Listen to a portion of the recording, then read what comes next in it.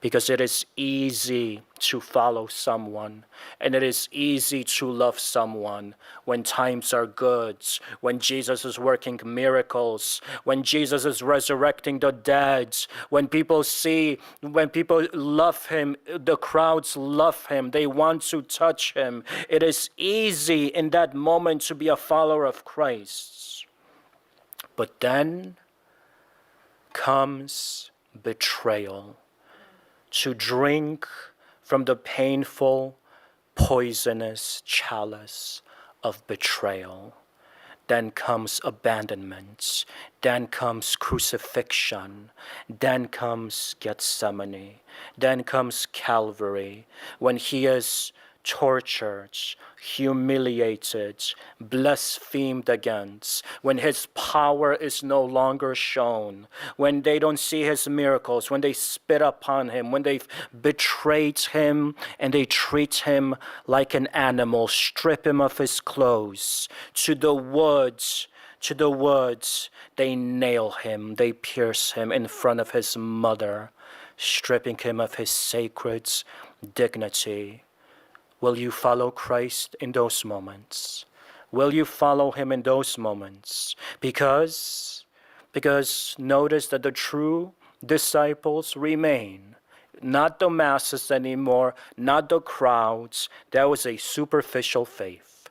There was a superficial faith that says, I'm going to follow you because you're working miracles. I'm going to follow you because you're giving consoling words. But now, it's not the miracles anymore. It's not the consoling words. It's the cross. And who's going to remain when it's suffering?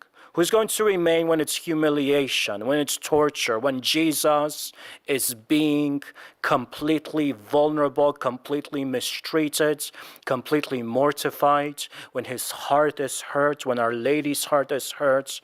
Who is going to remain?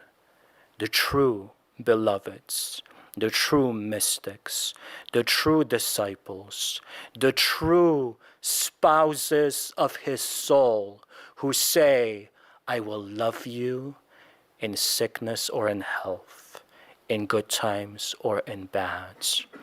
When I preach a wedding homily, I say to the couple that is about to get married, I say to them, your greatest intimacy will not be shown in the wedding beds, in the marriage beds, but in the hospital beds, when the other one is suffering, when illness enters, when tragedy enters. Will you accompany them at the foot of their cross? Will you be true to them? Will you show that your love transcends the good times and the consolations and enters into the depths of crucified love, depths of sacrifice? That is where Our Lady went, all the way to the cross. She would have followed him to the ends of the earth to be with him, to try to even console him with a glance of love, a drop of pure love that she represented in an ocean of hatreds. That is who she is, the truest of disciples. And notice that beside her we have John the Beloved. We have the Magdalene. These are important figures. They're important not only in their person, that these were two souls, John the Beloved and the Magdalene, who loved Jesus radically.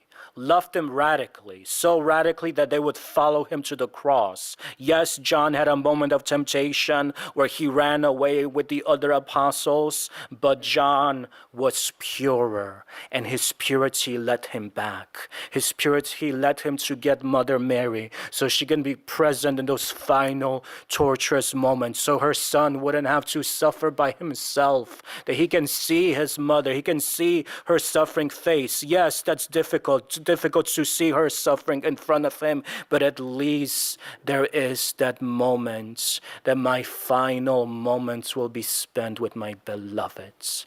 That reality is sacred, and John knew how important it was for them to be together.